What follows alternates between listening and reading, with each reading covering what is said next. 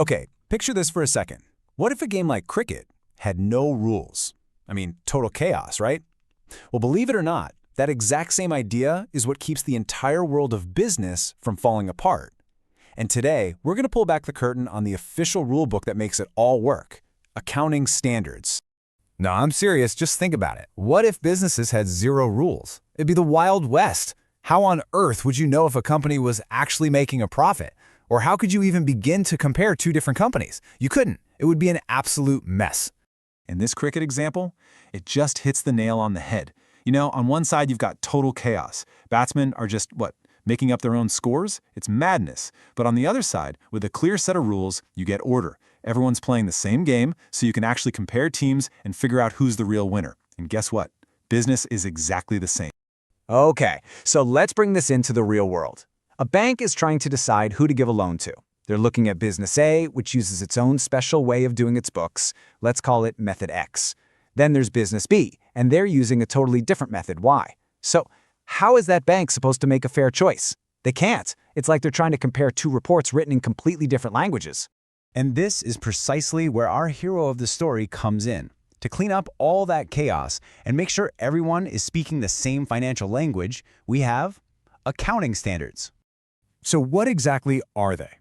Well, think of them as the official written-in-stone rules. These are not friendly suggestions, okay? They are the mandatory guidelines that every single accountant must follow when putting together a company's financial statements. It is, quite literally, the rulebook for business.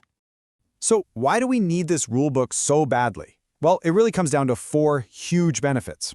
First up, comparability. So that bank we talked about can actually compare business A and business B on a level playing field. Then there's consistency, which just means a company has to use the same methods year after year. No changing the rules halfway through the game, right? Third, reliability. This is all about trust, so investors and banks can actually believe the numbers they're seeing. And finally, uniformity, which brings it all together, making sure everyone is following the exact same set of rules. Okay, so who is this rule book really for? Who's reading it? Well, turns out a lot of very important people. You've got investors who can now make much smarter decisions. You have banks who can confidently figure out if a business is a good bet for a loan. Even the government uses it to assess taxes correctly. And of course, creditors need it to decide if they should extend credit. Basically, it creates a financial ecosystem where everyone can trust the numbers.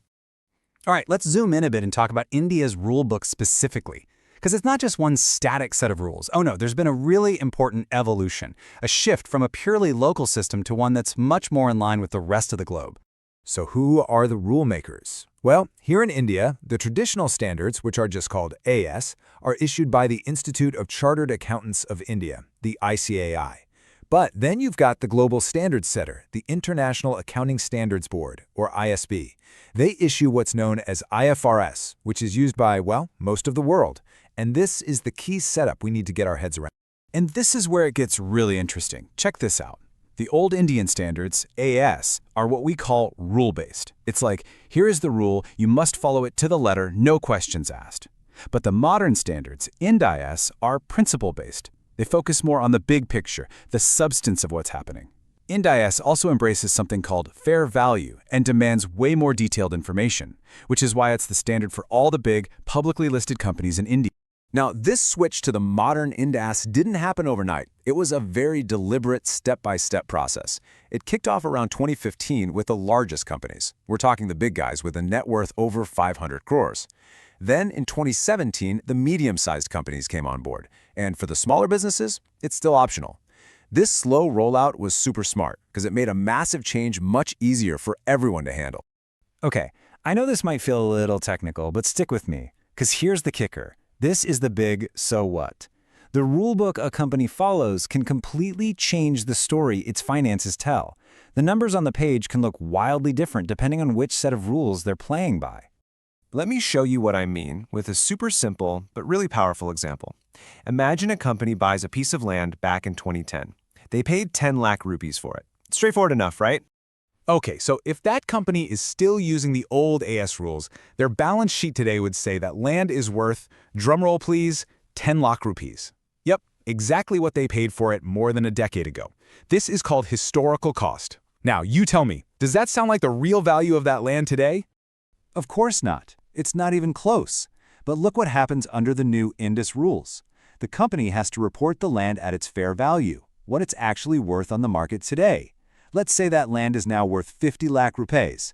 Now look at that difference, 10 lakh versus 50 lakh. It's the same piece of land, just a different set of rules and a completely different financial picture. As an investor, which number gives you a better idea of what's going on? And it's not just about how you value things like land. Another massive difference is about timing. Specifically, when does a company get to say, hey, we made a sale? This comes down to a super important idea called the realization concept. And the rule is simple. You recognize revenue when you've earned it. That means when the goods are delivered or the service is finished, not just when the cash finally hits your bank account. Phew, okay. We've gone through a fair bit. So let's see what's stuck. I've got a quick 3-question quiz for you. You ready? Let's do this. Question 1. What's the fundamental difference between the old AS and the new INDAS? And the answer is, it's all about the philosophy. AS is the old-school rule-based system. INDAS is the modern, principle-based approach that's in sync with the rest of the world. All right, question number 2. That realization concept we just talked about. When should a company actually record its revenue? You got it. It's when the revenue is earned. The second those goods are delivered or the moment that service is complete. That's the trigger, not the payment. Okay, last one. Who's the official group in charge of writing the accounting rulebook here in India? That would be the Institute of Chartered Accountants of India, the ICAI, through their Accounting Standard Board, or ASB. They're the ones setting the rules of the game. So let's just wrap up with this one big idea. We've seen pretty clearly that the choice between AS and INDAS is way more than just a technicality, right? It can fundamentally change the entire story a company tells with its numbers. So the next time you look at a financial report, maybe you'll see it a little differently. It's not just about the bottom line anymore. It's about understanding the rules they use to get there.